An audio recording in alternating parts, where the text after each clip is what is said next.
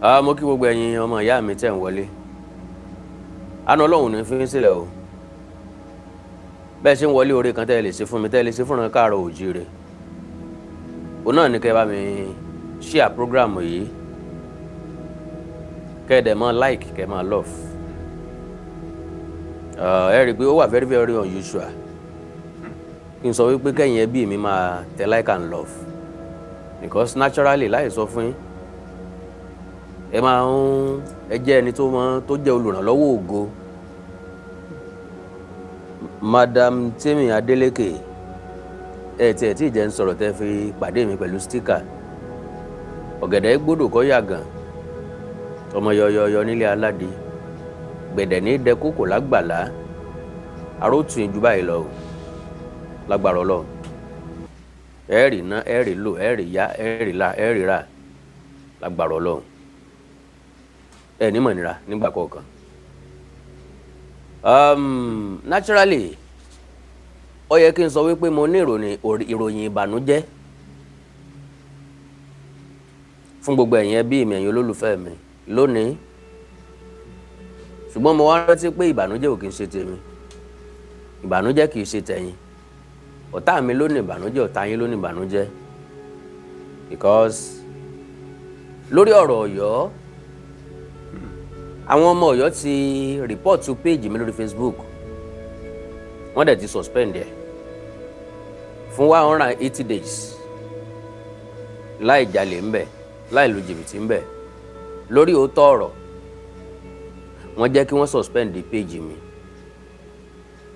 for 180 days.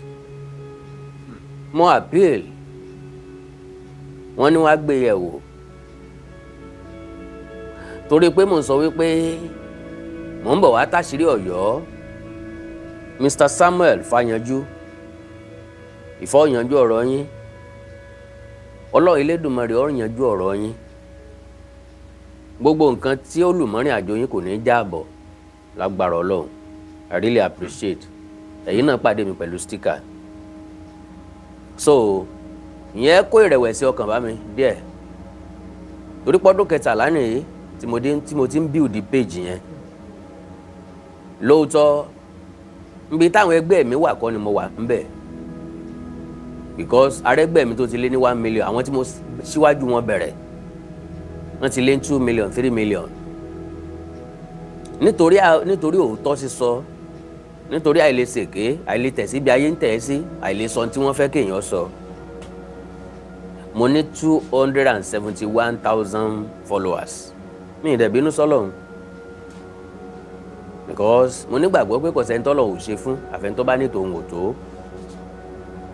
Ṣùgbọ́n àwọn Ọ̀yọ́ rí ní rí pé ibẹ̀ ń làwọn ti lè bá mi jà, pa mí lẹ́nu mọ́ tàbí dá mi lẹ́kùn. Kí mọ́lì láǹfààní àti tú àṣírí wọn.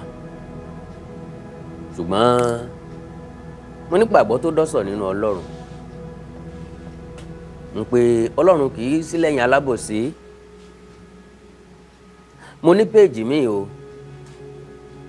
Ṣùgbọ́n tí ò tí ìdàgbàsókè tá a lè pè ní backup page. Àwọn èèyàn tó wà níbí ò tí tó 1,000. So màá rọ ẹ̀yin olólùfẹ́ mi, kẹ́ ẹ mọ search fún Awikoko television, kẹ́ ẹ mọ bá mi follow ẹ̀, kẹ́ ẹ dẹ̀ mọ bá mi share ẹ̀. Mi ò ní gbọ́kú yín, ẹ̀ ní gbọ́kú mi, ní gbọ́bísí ẹ̀ ní gbọ́bísí mi. Ọ̀rọ̀ lórí ọ̀rọ̀ Ọ̀yọ́, kò sẹ́ni tí ó mọ̀ wípé kì í ṣe pa kórìíra Ọ̀yọ́. Ṣùgbọ́n òótọ́ ọ̀rọ̀ kì í dùn bí ìwọ ní ṣe máa ń rí. Now ilé tó gbé mi wálé ní kí n mọ́ gbàsìkò yín púpọ̀. Torí pé ìfẹ́ ní púpọ̀ ṣe lẹ́nu wá. You all have important things to do. Lónìí Sunday, ìsinmi ló jẹ́ láti máa múra sílẹ̀ fún iṣẹ́ ọ̀la. Having said that, ọ̀rọ̀ pọ̀ tá a fẹ́ sọ lónìí lágbára Ọlọ́run. Òní la sọ̀rọ̀ nípa bóyá Alaafin ló fi Olubadan àti Ṣọ̀ún jọba àbí Alaafin kọ́. Òní la máa tú àṣírí tí àwọn Ọ̀yọ́ ń gbé jáde. Kò sọ́gbọ́n tán fẹ́ dá sí. Mo mọ̀ pé torí ẹ̀ náà ṣe blọ́ọ̀kù péjì mi lórí Facebook. Mi ò mind. Ojú ò lè tẹni tó fẹ́ tanná, tó bá tanná ẹni tó paná lónìí tìjú. So mo ń dúró de appeal Facebook wọ́n bá máa accept appeal mi àbọ̀n máa delete because n tán sọ ni pé tí ò bá ti bá community policy mu àwọn máa delete page mi wọ́n máa deactivate ẹ̀ permanently. So iṣẹ́ ọdún 13 we just go like that. bó bá wá rí bẹ́ẹ̀ á jẹ́ wípé àtàwa àti gbogbo àwọn bloggers Ọ̀yọ́ kò sẹ́ni tó máa ní page lórí Facebook mọ́. ilé yìí ń certain because n tó fún ọ ní grace àti f1 láti report page tọ̀dọ̀ mi ó túmọ̀ sí pé ẹlòmíì náà lórí ọ̀fẹ́ àti report page tọ̀dọ̀ tiwọn. So yóò di orú ọ̀dá mi ni mo dá ọ kò jù bẹ́ẹ̀ náà lọ. God bless you sir. èmi náà nígbàgbọ́ nínú Ọlọ́run mo dẹ̀ mọ̀ pé Ọlọ́run bá wà pẹ̀lú mi. ńgbà tọ́lọ́run wà pẹ̀lú mi náà lẹ́yìn èèyàn náà fi wà pẹ̀lú mi gbogbo ayé ò lè fẹ́ràn ẹni. wọ́n bá àwọn tọ́lọ́run bá ti yàn tí ni oore ọ̀fẹ́ àti ọpẹ́ ńlá ni. So n tí ọ̀rọ̀ mọ̀ ò ní wípé agẹ́sìn kẹ́sẹ́ a ní ń tàpá kò sẹ́ni tí wọ́n kiri bọ̀ níkùn tí ò ní fàbínú yọ. ọ̀rọ̀ dùn lẹ́nu tiwọn, ìpè dùn lẹ́nu tiwọn, èébú dùn lẹ́nu tiwọn, ìbàjẹ́ dùn lẹ́nu tiwọn, àrífín dùn lẹ́nu tiwọn. ṣùgbọ́n wọn ò fẹ́ kó tibò míì wá. èmi sì mọ nǹkan tí ń dùn wọn torí pé ìtàn ò fẹ́ fọ wọn. wọ́n dẹ̀ mọ̀ wípé mo sọ bẹ́ẹ̀, wọ́n dẹ̀ mọ̀ pé bẹ́ẹ̀ ló ṣe rí pé tàn ò fẹ́ fọ àwọn. torí tá a bá sọ lọ tá a bá sọ bọ̀ Ọ̀yọ́ náà ni ó padà jẹ̀bi. gbogbo ìṣẹ̀lẹ̀ tí ń ṣẹlẹ̀ káàkiri ilẹ̀ káàrọ̀ òjìrè lónìí Ọ̀yọ́ náà ló padà jẹ̀bi. ẹ̀sìn ni wọ́n wá ń ṣe, ẹ̀sìn àwọ̀rò ni wọ́n ń ṣe lórí ìtàkùn ayélujára. eléyìí ò dùn mọ́ Ọ̀yọ́ nínú, ó ń bí wọn nú. ìṣòro tó wá wà ńbẹ̀ ni pé ọ̀pọ̀lọpọ̀ èèyàn ní ń sọ̀rọ̀ lórí ọ̀rọ̀ wọn wáyé tó wá jáwé kónkó nìkan ni ọ̀tá ọ̀run ọ̀gbẹ́bọ wọn. mo wá ní bóyá torí pé ọ̀rọ̀ tèmi nìkan ló ń gún wọn bíi sọ́sọ́ àbí bóyá tọ̀dọ̀ mi nìkan ló lówúra torí wọ́n mọ̀ pé wọ́n bá kẹ̀ pẹ̀lú ẹ̀rí torí wọ́n sì mọ̀ wípé òótọ́ ọ̀rọ̀ pọ́nbélé ni mo ń sọ because tí kì í bá sọ òótọ́ ọ̀rọ̀ they can just ignore me ń bẹ kó wọn sọ òkú sóòótọ́ kankan nù nǹkan tó ń sọ. So Ọlọ́run tí ó ṣàgbékalẹ̀ gbogbo wa kò ní pa wá rèwerèwe, kò ní fìyà jẹ wá. mo nígbàgbọ́ nínú Ọlọ́run o. even gan kí Facebook kó mọ̀ padà àwa release Facebook page mi mo sì nígbàgbọ́ nínú Ọlọ́run wípé ọba olùlànà ni bọ́nà kan ò bá dí ọ̀nà mi ò lè là, bọ́nà kan ò bá tínrín ọ̀nà mi ò lè fẹ̀. Ọlọ́run létò fún oníkálukú wa especially me. Ibi tó ti mú mi ń bọ̀ mo mọ̀ wípé ó létò fún mi. Ibi tó mú mi dé ó jẹ́ kó yé mi pé ó létò fún mi. Ibi tó mú mi lọ nìkan ni mi mọ̀. Mo sì mọ̀ pé Ọlọ́run ní mú mi lọ síbi tí ò dáa. So ó mú rẹ̀wẹ̀sì ọkàn bá mi, kò sí bí ó ṣe ní dùn mí. Akitiyan, wàhálà, ìgbìyànjú, àtẹnumọ́, àtẹramọ́, consistency. Ó di ọdún 13 mo create page yẹn ní 2013. Mo dẹ̀ ti ń build ẹ̀ bọ̀ wẹ́rẹ́wẹ́rẹ́ bẹ́ẹ̀. So wọ́n á block ẹ̀ lénìí ní tí mo jí bá nìyẹn. I haven't said that. Ọlọ́run tó ní gbogbo nǹkan because ká sunkún fógún ọdún kò dá page padà o. Kí n torí ẹ̀ kí n sọ pé n ò sọ̀rọ̀ mọ́ lórí social media kò dá page padà. Nǹkan ẹyọ kan tó lè ṣẹlẹ̀ náà ni wípé mo lè tún page mi ṣe ṣùgbọ́n kó tó wá dà bẹ́ẹ̀. Gbogbo àwọn tó ní page lọ́yọ̀ọ́ ṣé bá dára wa mọ̀ kò sẹ́ni tí ò ní page mọ́. So the earlier the better. Tí wọ́n bá yọ̀ǹda kálukú pé kí kálukú ọmọ sọ tiẹ̀ jẹ́ kí n jẹ́ lọ jẹ́ lómi ọ̀rọ̀ náà lọ. Tó bá rò pọ̀ màá wí jẹ́ kẹ́lómi ò wí tiẹ̀. Ẹni ọwọ́ ẹ̀ bá dunra wọn jù kó fara mọ́. Ẹni tó bá dẹ̀ fàbàrà kékeré gba ní ńlá kó máa rán fúnra ẹ̀. Ẹni tí ó bá dẹ̀ lára ìyà kó sún sẹ́yìn. So Ọlọ́run ti jọ create gbogbo wa ní the same era. Ọlọ́run fi wá sí the same generation. Ó fẹ́ ká jọ thrive papọ̀. Respect begat respect.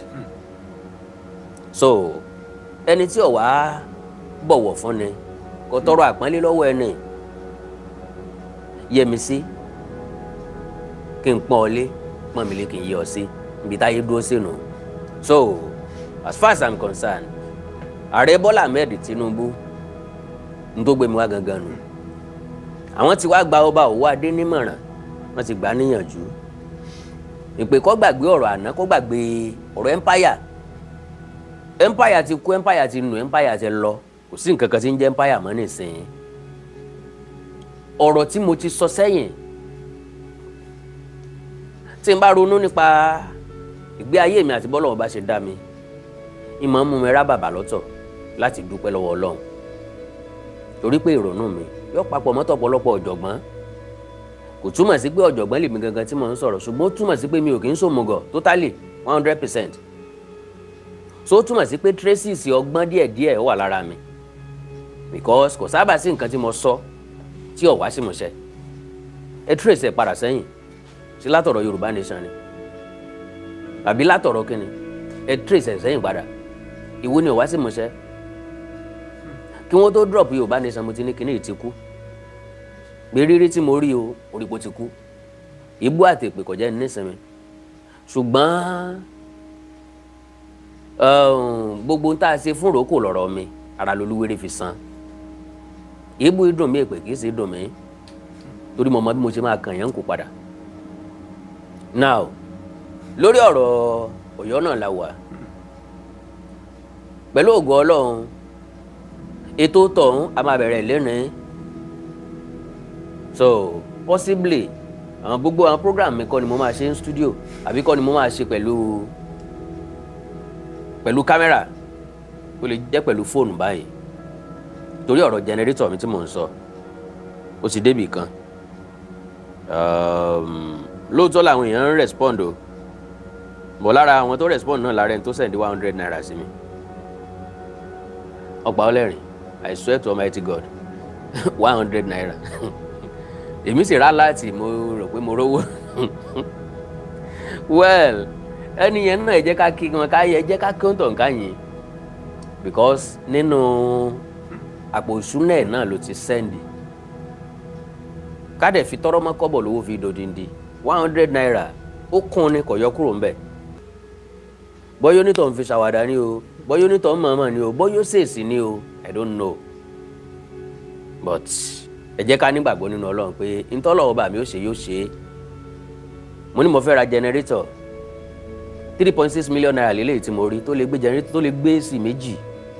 Ìfẹ́ máa fi equipment mi hàn ni, torí àwọn ọ̀tá tó wà lórí ìtàkùn ayélujára gbogbo ń tá a bá ṣe náà làwọn náà máa ń fẹ́ ṣe. Wọn ò sì mọ̀ wípé ọjọ́ ti pẹ́ táwa ti ń gbìyànjú bọ̀ tá à ń tò pọ̀ lé ní èjì for more than 22 years ni mo ti wà lẹ́nu ẹ̀. Ó lè jẹ́ láàrin ọdún méjì kámẹ́rà kan ni mo máa rówó láti rà, ṣùgbọ́n mi ò fà sẹ́yìn, mo tẹpẹlẹ mọ́. Ìjọ́ tí n bá rówó náà kan, ìjọ́ tí n bá rówó náà méjì. Mo ti rí gbà tí mo ń kọ́ studio tí mo rógi tí mi ò rówó páànù tí mo fẹ́ fi kàn án. So mo ń try láti sọ yẹn káwọn èèyàn lè mọ̀ wípé kò rọrùn ká tó yọ ọmọ inú èkùrọ́ sòróró. Ọkùnrin tó ń sun rárá fọkùnrin ẹgbẹ́ àkọsẹ́ ní í ṣe. Èmi ò lówó tó ń flow torí mi ò ṣe skit maker. Òótọ́ ọ̀rọ̀ tí mò ń sọ kò generate nǹkan tó pọ̀, because ìwọ̀nba ìwọ̀n èèyàn, ìwọ̀nba ẹ̀yìn èèyàn lè fẹ́ràn òótọ́. Òótọ́ dọ́jà òkúta, ẹ̀yin náà ti gbọ̀nà o, owó lọ́wọ́ là ń rèké. That is the bitter truth. Òótọ́ kì í tà, in tó serious kì í tà lórí ìtàkùn ayélujára.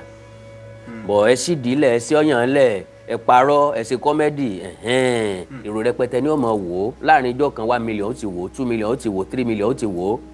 Ṣùgbọ́n sóòótọ́ ọ̀rọ̀ báyìí bíi 2,000, 3,000, 5,000, 10,000 ọ̀pọ̀ tánu. So gbogbo àwọn nǹkan yẹn ló wà nù ara, because majority ọmọ ògbé ṣe bí content creator ni, ìwé YouTube ń sanwó fún ọyẹ kọ́ máa rówó báyìí, ọyẹ kọ́ máa rówó báyìí. Kò rí bẹ́ẹ̀, ọkàn lè fi máa ń bù ú. N tó báyé àwọn òṣèré orí ìtàgé jẹ́nu tí sickness fi pẹ̀lú mi mọ́lé. Ọkàn la fi ń fọkàn sí pé wọ́n lówó lọ́wọ́ láì mọ̀ pé wọ́n ní nǹkan kan. So n tó bá ṣẹlẹ̀ sẹ́nìkan ẹ̀kọ́ ló yẹ kó jẹ́ fẹ́ lòmí. Ìdínú tèmi ò kí ń fi fọ̀rọ̀ mi sábẹ́ ahọ́n sọ n pé mo ní generator 3.6 million naira ni mo nílò, tàbí tí n bá dẹ̀ fẹ́ relé tó jù lọ 4.8 million naira. Tí n bá rẹ̀ ń tó wà lọ́kàn tàbí tó lọ́n fi sí lọ́kàn tó wù láti support mi, ẹ já sọ̀rọ̀ lórí WhatsApp kí n fún yín láka nọ́mbà tẹ́ bá ń fi sí +234 904 851 9362 +234 904 851 9362 tó bá jáka nọ́mbà yẹn gangan lẹ fẹ́ GT Bank ni 05 15 37 37 53 05 15 37 37 53 iná ò ní tán wo yín. Then ẹ jẹ́ kí n fa àkókò yìí sọ fún gbogbo ẹ̀yin olólùfẹ́ mi pé orí YouTube nìkan lẹ́ẹ̀tì máa rí mi for now. Ìbàdàn ti blọ́ọ̀kù Facebook tí mo ti ní followers rẹpẹtẹ ó túmọ̀ sí pé orí YouTube nìkan lẹ́ẹ̀tì máa rí mi. Ibi tí Ọ̀yọ́ ti wá ṣera wọn ni wípé I will now back to Ewì lélẹ̀ tí ọmọ kan wọ́n ń kó tí wọn ò sì ní mọ ibi tí mísáìlì ti ń wá torí màá máa share lórí WhatsApp yóò dẹ̀ máa lọ lórí YouTube ló jẹ́ kí n sọ wípé adánilóró agbára ló fi kọ́ ni. It is not over until it is over. Èmi àkàndọ̀rọ̀ Awikoko kí n accept defeat until the last minute. Now Ààrẹ Bọ́lá Ahmed Tinubu gba Ọba Òwò Adéníyànjú nímọ̀ràn through olùrànlọ́wọ́ ààrẹ. Now ó náà ni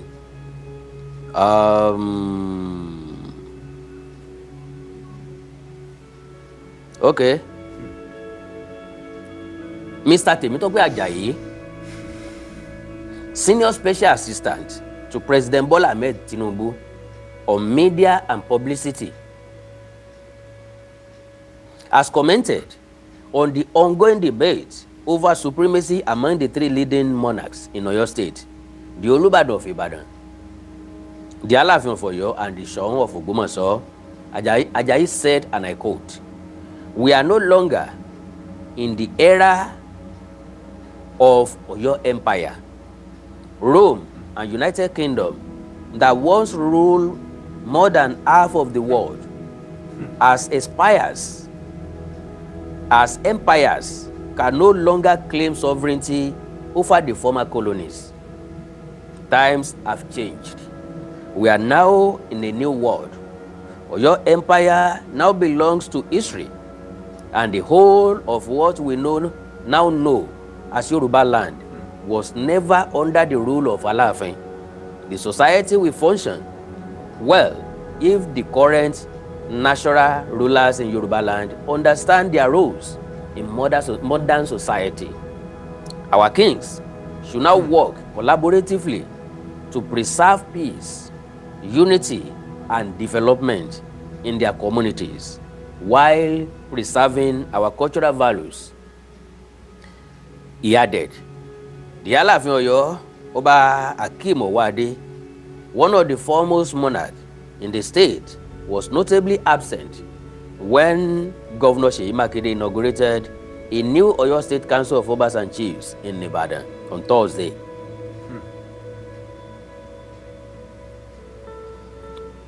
The chairmanship of the council is set to rotate among the three leading traditional rulers in the state. The inauguration held at the House of Chiefs Hall, State Secretariat, Ibadan, saw the Olubadan of Ibadan, Oba Rashidi Ladoja Arusawan, appointed as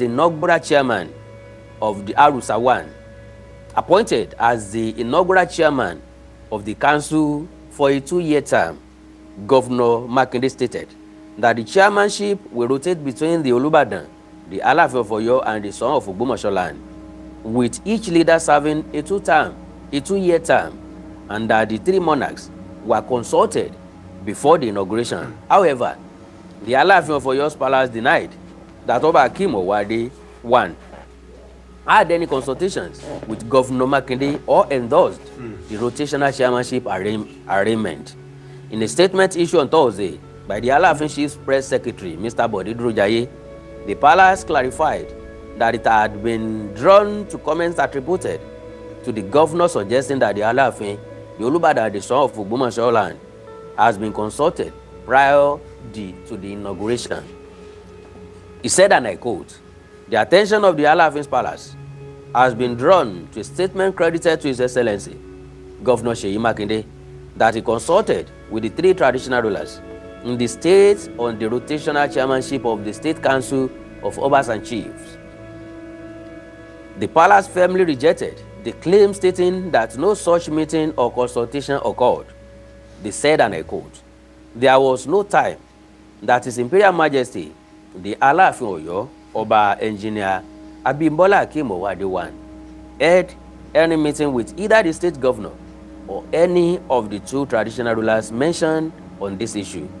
The palace further stated that the Alaafin never expressed support for a rotational chairmanship of the council, saying, and I quote, "The Alaafin did not tell the governor nor make any categorical statement endorsing rotational chairmanship among the 3 traditional rulers in the state." The statement noted that the position of the Alaafin and the Oyo community regarding the Oyo State Council of Obas and Chiefs had already been formally communicated to the governor. Meanwhile, ahead of the inauguration, a video involving the Alaafin of Oyo, Oba Owade, and the Olubadan Senator Ladoja circulated online, sparkling renewed public debate.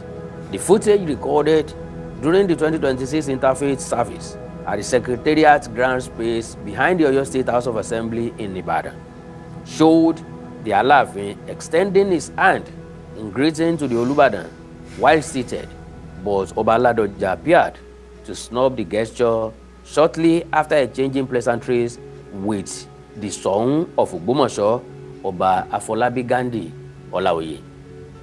Now, láì dènà pẹnu rárá, láì sì gbàsìkò rárá, Yorùbá ní tá a bá ti rọ́mọ ọba ti rí dànsákì, agbẹnusọ fún ààrẹ, ààrẹ náà ló sọ̀rọ̀, either directly or indirectly. Ààrẹ Bọ́lá Ahmed Tinubu ló fún Aláàfin Ọ̀yọ́ ní ìmọ̀ràn tó sòódó ń pé kó gbàgbé àná, ọ̀rọ̀ empire ti lọ. Like I rightly said in all of my productions, tó fi dàbí ẹni pé mo jẹ́ ọ̀tá Ọ̀yọ́, bọ́ nísìnyí mi ò mọ iye ọ̀tá tí Ọ̀yọ́ fẹ́ mú. Èmi wà lórí social space, wọ́n láǹfààní àti rìpọ́ọ̀tù péèjì mi, wọ́n láǹfààní àti blọ́ọ̀kù péèjì mi, bọ́ wọ́n láǹfààní àti blọ́ọ̀kù others.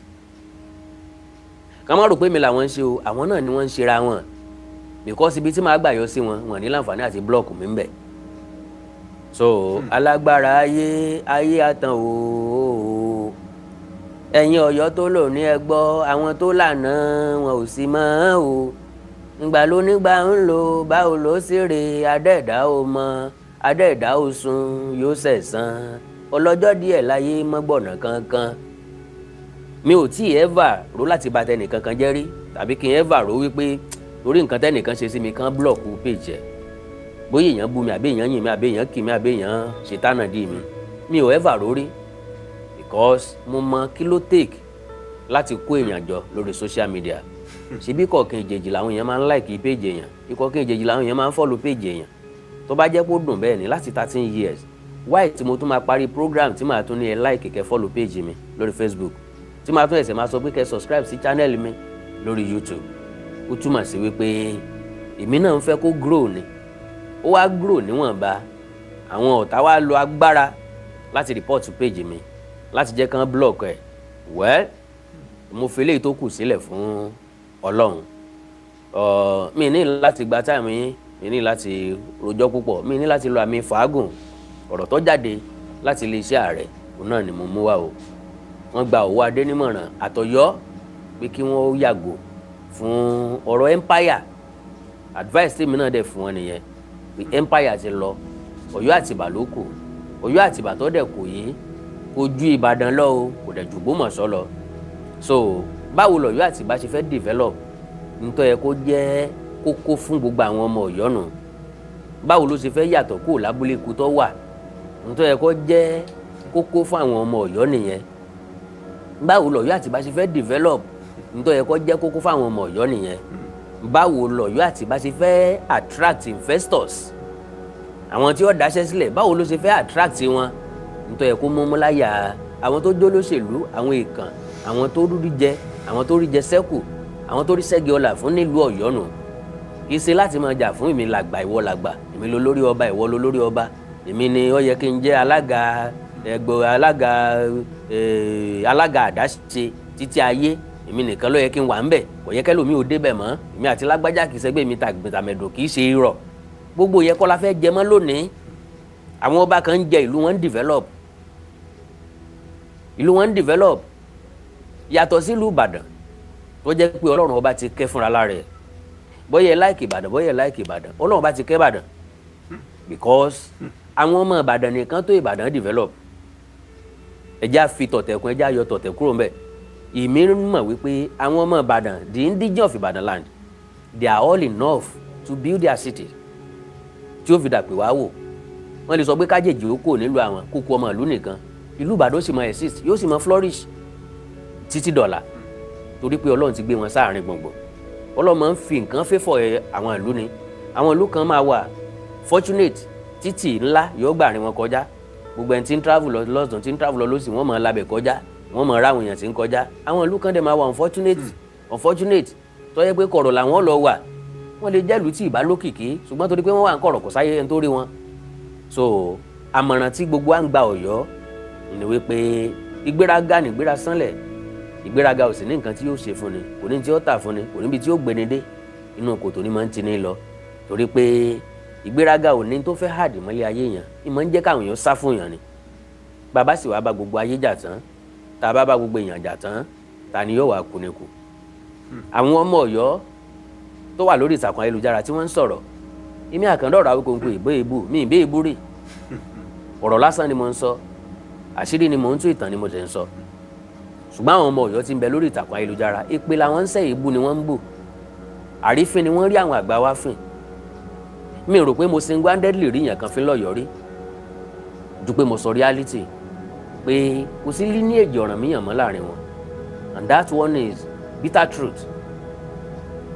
Ìbàrìbá Nupe Fúlàní nítòkù lọ́yọ̀ọ́ nù ilé yun kì í dẹ̀ ṣe ibú possibly ó ṣeé ṣe kọjọ́ ọmọ Nupe lèmi náà by origin bóyá àwọn tó sẹ̀mí lẹ̀ bóyá Bàrìbá ni wọ́n ti wá I might not know so yẹn ò kì í ṣe ebú kí ni ìdí tí ò kì í fi ṣe ebú ni pé Ìbàrìbá are human beings majority ọmọ Ìbàrìbá ni wọ́n lámì tí wọ́n lápa majority ọmọ Ìbàrìbá ló ń ṣe dáadáa nígbèsí ayé wọn láàrin àwùjọ majority ọmọ Nupe ló lókìkí so Nupe is a tribe Ìbàrìbá is a tribe Bogu is a tribe tí wọ́n exist tí wọ́n dẹ̀ flourish so kò yẹ kó dùn Fúlàní is a tribe Fúlàní wà nípò gíga ní sọ́jà ní Air Force ní Navy ní gbogbo nǹkan nínú àwọn tó lówó wọ́n wà ń bẹ̀ dáadáa so ó túmọ̀ sí wípé ẹ̀yà lásán ni so gbogbo àwọn ẹ̀yà yìí kò sí èébú kankan bẹ̀ bí ìgbà táwọn èèyàn bá ń sọ̀rọ̀ sáwọn ègùn pé ègùn ni àwòbẹ́ like ségò kì í ṣèyàn ni nínú àwọn ẹ̀yà tó kóyàn mọ́ra láyé yìí ègún jẹ́ kan bẹ̀ yes nínú àwọn èèyàn tó mọ̀ èèyàn ṣe lálejò ègún jẹ́ kan bẹ̀ ègún always love with heart yes láwọn ègún tí mo mọ̀ ègún máa ń fẹ́ràn èèyàn dẹ̀ máa ń káràmásìkí èèyàn dẹ̀ máa ń sàpọ́nlé èèyàn gan so bọ́tẹ́ àwọn èèyàn bá sọ pé ègún ni ọ́ lójú ẹni tí ò dá wọn mọ̀ tàbí tí ò súnmọ́ wọn tàbí tí ò bá wọn ṣe yóò máa rò pé bóyá wọn ò dáa ègún dáa tán wọ́n lè fojú wọn tọrẹ so kí àwọn tó ṣẹ́kù lọ́yọ̀ọ́ kí wọ́n má jẹ́ kí lẹ́yìn ó ká wọn lára péèjì mi 50-50 ni tán bá dá padà fún mi wọ́n sórí àwọn bloggers tó kù lọ́yọ̀ọ́ àwọn tó ń post lọ́yọ̀ọ́ wọ́n sórí rẹ̀ tí wọ́n bá dá péèjì mi padà àjọ máa wà ní same position I can promise them that so kí gbogbo ọjọ́ lọ bẹ̀rẹ̀ afresh kájọ wa mọ bó ṣe rọrùn sí láti ṣẹ̀ṣẹ̀ bẹ̀rẹ̀ sí jọ kójọ lé ní èjì tí Facebook ò bá dẹ̀ wá gbà mí láàyè mọ́ lórí Facebook eléyìí ò sọ pé káyọ̀ parẹ́ because Ọlọ́run ló mọ nǹkan tí wọ́n fi report mi gbogbo àwọn nǹkan yẹn ló wà nù ara wọn èmi náà dẹ̀ ti máa ń wò ó lọ́la wípé social media platform tá a wà yìí ọjọ́kọ́jọ́ ló lè crash out ọjọ́kọ́jọ́ kò wá yẹ kó tọwọ́ èèyàn kankan wá ìṣubú ọmọlàkejì ó yẹ kó tọwọ́ èèyàn wá ayé èèyàn ò ní tọwọ́ mi bàjẹ́ tèmi náà sì ní tọwọ́ ẹnìkan kan bàjẹ́ well mo dúpẹ́ lọ́wọ́ ẹ̀yin tẹ́ra náà ní sanwó yín àánú Ọlọ́run ní fi sílẹ̀ o ẹ̀yin náà tẹ́ bá fẹ́ ra sticker fún mi ibi tẹ́ ti ń wò mí yìí tẹ́ bá wò sàlẹ̀ ẹ máa rí $sign tẹ́ bá rí ẹ click lórí ẹ̀ wọ́n máa gbé lọ síbi táwọn sticker yẹn wà ẹ máa rí different prices ní. bákan náà ibi tẹ́ ti ń wò mí yẹn lórí YouTube tẹ́ bá wo àwọn nǹkan tí wọ́n tò ẹ máa rí mix ẹ máa rí share lẹ́gbẹ̀ẹ́bẹ̀ náà ẹ máa rí thanks ìdúpẹ́ thanks bí èèyàn dúpẹ́ lọ́wọ́ èèyàn thanks ẹ click lórí thanks yẹn máa gbé lọ síbi táwọn sticker yẹn wà.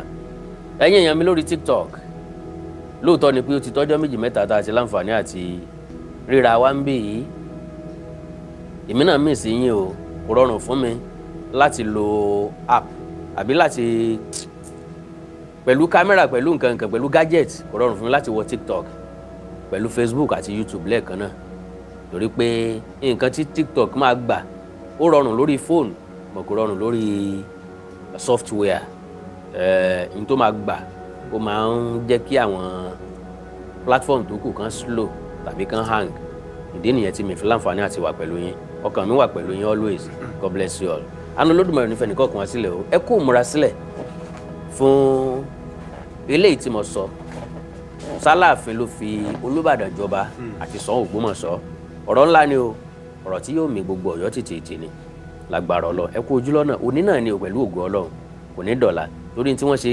blọ́ọ̀kù péjì mi nìyẹn so kó tó di pé wọ́n ó ní avenue láti ṣe nǹkan míì ká mọ̀ wulẹ̀ ká mọ̀ dájọ́ sí mọ́ ká ètè ṣe nǹkan tá a fẹ́ ṣe God bless you all I love you.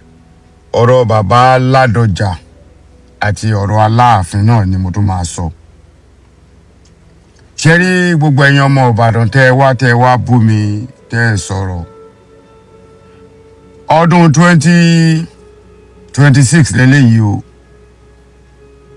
bọ̀bọ̀ kan bú àmì ó sá kẹ́kẹ́ báyìí ó ní Ògún ló máa pa bàbá òun ó ti wá gbàgbé pọ́ mọ Ògún lèmi Ògún ń fẹ̀jẹ̀ ọmọ rẹ̀ wẹ̀ torí ìdómọ̀ Ògún ni mi Akínlájà ipò tó ń pa ọmọ yẹ́ tó torí ọmọ lọ́mọ ìwọ tó o bá fẹ́ bú mi tó o bá fẹ́ ṣépè fún mi make sure pé o ní arọ́bí o dẹ̀ ní aképè tó dáa torí ọ̀dà wàásù máa padà ṣẹ lórí ẹni nítorí èmi ò nílò èdè kankan ju àdàbí fún yín lọ nítorí àdàbí èmi ìmọ̀ ẹ̀rí mi ìbẹ́ sọ̀rọ̀ bàbá ò ṣe gọ́vnà Ládọjà kò dẹ́ ṣe Olúbàdàn bàbá ò ṣe Aláàfin ẹ̀tọ́ mọ́ wọn ọ̀pọ̀lọpọ̀ nínú yín ẹ̀tọ́ mọ́dílé ọba kankan bàbá yìí kò jẹ́ baálẹ̀ rí ìyálàyà yìí kò gbóòórùn ẹ̀ rí kò sí tírèsì ẹ̀ nínú ẹbí yín rí débi pé tẹ́ bá ń sọ̀rọ̀ tá bá sọ̀rọ̀ tí ẹ bá sọ̀rọ̀ onílàákàyè àwọn ọlọ́gbọ́n náà ló máa dá ẹran lóhùn mugàn ló máa wá bẹ́ẹ̀ àmọ́ tó bá di stage kan sì máa pèsè gbogbo picture yín papọ̀ máa wá kó bẹ́ẹ̀ máa ní kó bá mi rọ̀jò ìpele yín lórí tí yín kọ́ ni mo bá wá bàbá mi Ládọjà máa will continue talking until tẹ́ bá listen sí mi mo ti sọ mi ò ní bú Ìbàdàn rárá Ọlọ́run ní jẹ́ torí mi mo mọ àṣà mo mọ ìṣe mo dẹ̀ mọ ipa tí Ìbàdàn àtọ̀yọ́jọ kó pọ̀ àwọn ọmọ wèrè tọ́ṣẹ̀ wà ní ayé yìí ò lè wá dé àwọn ọmọ mi ò mọ̀ tán kó máa sọ̀rọ̀ àwa mo mọ nǹkan tí mo lè sọ tó lè bí ara ojúlùmọ̀ àtọmọ Ìbàdàn even àwọn ọmọ Ọ̀yọ́ tó lè bí wọ́n nú ègèsì bàbá wa Ládọjà mo mọ̀ bọ́ mi ò ní sọ torí irú àwa yìí wọ́n gbé àwa ara ná ọmọ àgbà ni wá àwọn òde ń tẹ aṣọ àgbà mọ́lẹ̀ kódà nígbà tí mo sọ̀rọ̀ nígbà tí padà ní Ààrẹ ìwọ ló ṣe kéde ọ̀rọ̀ tí mo sọ ò ní ṣe èébú lágbájá òun ṣe báyìí ni mo sọ tàmọ̀dún ó ṣe báyìí ni ṣé èébú nìyẹn ni gbogbo wọn fọwọ́ bọ́ tàbí iná wẹ́dà bàbá mi Ládọjà mo sì máa bá ẹ sọ̀rọ̀ tẹ́ máa fi gbọ́ kódà mi ní mà láti ṣe fídíò yìí fún yín tó ẹ̀mẹ́rin sẹ́ẹ̀ márùn gan bó ṣe tún lọ tí mo lọ gbé ọmọ yín skul mo tún wò pé màá tún bá bàbá sọ̀rọ̀ bàbá Ládọjà mo fi Ọlọ́run búra èmi ò lálàá o mo kàn wòye ní òye tí mo wá wò yẹn gẹ́gẹ́ bí ẹ̀yin àgbà tẹ́ máa sọ pé òye làgbà ń wò òye tí mo wò yẹn mo wo gbogbo ilẹ̀ Yorùbá pátá mo rí pé bàbá Tinubu nìkan ló lè stọ́ọ̀pù awọ̀ yìí ẹ̀yin náà tẹ́ ẹ jẹ́ bàbá wa bàbá Ládọjà mo bẹ̀ yín torí Ọlọ́run mo rí fọ́nrán kan tó sọ pé bóyá ẹ ní it wasn't intention pé kò ṣe intention yín ni ìgbà yẹn ra well I lè understand because èmi náà tún fojú wo àwọn fídíò yẹn but mo mọ̀ pé ìsáídà kí bàbá máa rí Aláàfin because ìgbà tí mo rí mo sì rí pé bàbá Ládọjà sì ṣe báyìí ó forí kí Aláàfin that one is even respect.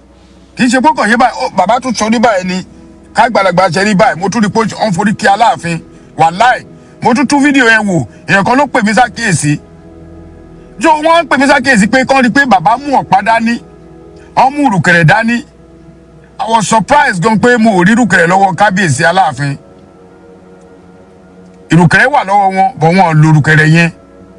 Màá tún fẹ́lẹ́ náà advice bàbá mi kan ọ̀rọ̀ advice lẹ́yìn nǹkan lélẹ̀ kábíyèsí ẹ̀yin náà ti mọ̀ pé ìrùkẹ̀rẹ̀ la fi ń kọ́ba adé orí la fi ń mọba ìrùkẹ̀rẹ̀ la fi ń kíjòyè ìrùkẹ̀rẹ̀ lọ́ba máa fi ń gbára wọn tẹ bá wọn àmọ́ ibo wọn á ṣe báyìí wọn á ṣe báyìí wọn á ṣe báyìí bàbá mi Ládọjà ẹjọ́ mo bẹ̀ yín torí Ọlọ́run ẹ̀yin náà lẹ sì máa bá wa ṣe kínní ẹ̀yin ni àgbà tẹ̀mí sì rí bàbá èmi mọ̀ pé burú o wọn lẹ burú dáadáa mo dẹ̀ tó mọ̀ àrínú wáyín gbàgbẹ̀rẹ̀ ọ̀kábíyèsí ẹjọ́ ẹ̀yin náà lẹ tún máa bá wa ṣe kínní kó tó di pé ní kálukú ti ẹ̀ pín kó tó di pé Ọ̀yọ́ lọ Ìbàdàn lọ bàbá bẹ́ẹ̀ wọlé lẹ́tì request fún Ìbàdàn state àwa náà fẹ́ Ọ̀yọ́ state kábíyèsí Olúbàdàn of Ìbàdàn ebi mọ̀ pé ọmọ Ìbàdàn tún máa wá bí wọ́n lọ́rọ̀ tí mo sọ ò dá bọ̀ ẹni tó bá gbọ́n tó bá nílàáká mọ̀ pé onílàáká ilé mi àwọn ọlọ́pọlọ dẹ̀ ni mo fẹ́ kọ́ máa wà á péjì mi ìjọ tó o máa ọ̀rọ̀ tó máa gbọ́ tó máa ṣe láǹfààní gan wà bọ̀gbà tó o bá ti fẹ́ gbọ́ màá máa yọ yín màá máa blọ́ọ̀kì yín ni bọ̀ àwọn kan ní kí n má yọ yín kí n fi yín lẹ̀ ẹ̀sìn òjò ẹ̀sìn yín fẹ́ẹ́ sú ẹ máa ṣépè fún ẹni tẹ́ ẹ mọ̀ ẹni tí ò rí ti yín rò ẹni tẹ́yìn àti ẹbí yín ò jọ papọ̀ ẹ máa ṣépè fún bàbá mi Ládọjà ẹjọ́ mo fẹ́ kẹ́ ẹ pé gbogbo àwọn lọ́balọ́ba yìí ẹ lo pọ́wà pé ẹ ti ṣe gọ́fúnà rí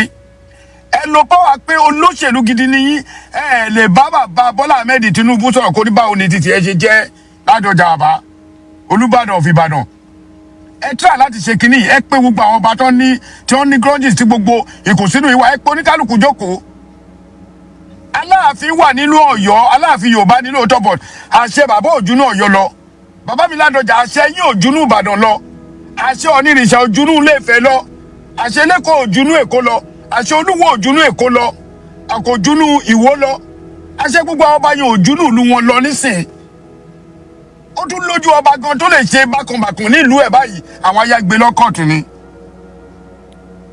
ìyẹn lọ bẹ́ẹ̀ bàbá mi Ládọjà ẹ jọ̀ọ́ má máa tẹnu mọ́ ẹ bá mi pe gbogbo àwọn ọba yìí kẹ́ parí awọ yìí ní àsìkò tẹ́yìn wà yìí káti ẹ̀rí pé lé lẹ́gẹ́sì tó dá sílẹ̀ pé bàbá Ọládìlú Ládọjà olóparí gbogbo ìjà ọba nǹkan tí mo fẹ́ fún yín nìyẹn.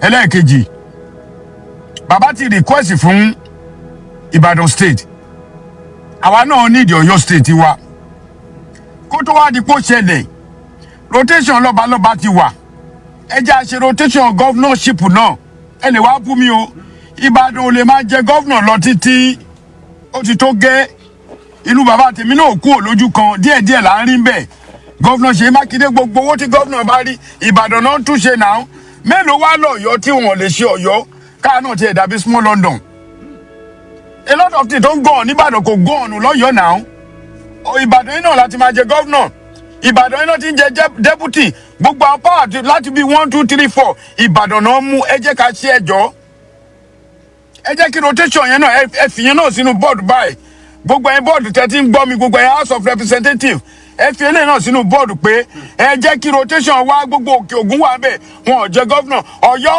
nínú Ọ̀yọ́ ọmọ tó bí nínú Ọ̀yọ́ sì tì lẹ́ni wọn ò jẹ́ gọ́vnà rí ẹ jẹ́ kí eléyìí náà ṣẹlẹ̀ ẹ jà fún gbogbo ẹ̀yin èèyàn wa ẹ̀yin àbúrò wa ẹ̀yin ẹ̀gbọ́n wa tẹ́ wà ní house what are you guys doing ṣé kẹ́kọ̀ọ́ máa gba owó ni ẹ gbọ́ ta torí mo nígbà táwọn olùkíni bí àwọn kíná ń pè Akeem Adéyẹmí Trígbòsà torí èmi ti ń sọ fún Akeem pé ó sì máa ṣe gọ́vnà fún wa lọ́yọ̀ọ́ ẹ jẹ́ kí rotation yẹn náà ṣẹlẹ̀ ẹ fi ọ̀rọ̀ bá tẹ́ ẹ jà àkúkú nígbà yín mu olóṣèlú ẹ̀yin lẹ́ni power bàbá Ládọjà agbára wà lọ́wọ́ yín torí olóṣèlú tẹ́ ti ń ṣe kó tó bírò àwa yìí ni according to nǹkan tá a gbọ́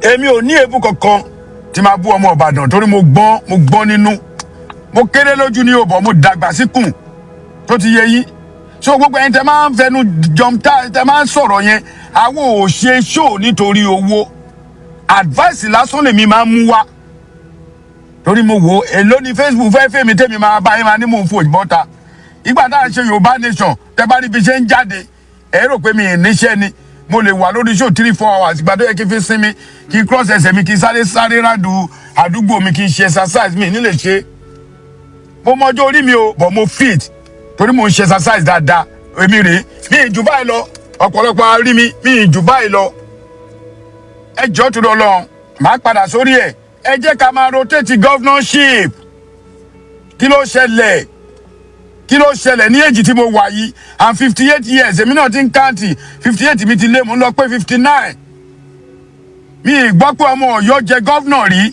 deputy Ìbàdàn náà ló ń ṣe now let's change everything last but not the least bàbá Olúbàdàn ẹ pe àwọn ọmọ yín ẹ pe gbogbo wọn sípò mo ti sọ o tá a bá rẹ́ni tó jáde fún mi Ìbàdàn tó bá sọ̀rọ̀ sí mi èmi náà jáde tán o bọ̀ mi ò ní rí Olúbàdàn fín láyé àti láyé torí ọmọ ọkọ ni mí mo dẹ̀ mọ ìtàn gbogbo Mọdákẹ́kẹ́ pátá Ọ̀yọ́ Aláàfin náà ti wá DNA Ìbàdàn tó bá check 70% is from Ọ̀yọ́ so àwọn tí ò mọ̀tàn ló máa sọ̀rọ̀ kó ṣerú àwa yìí Ìdómògùn ni mí Akínlájà èpò tí pọmọ yẹ́ tó torí ọmọ lọ́mọ.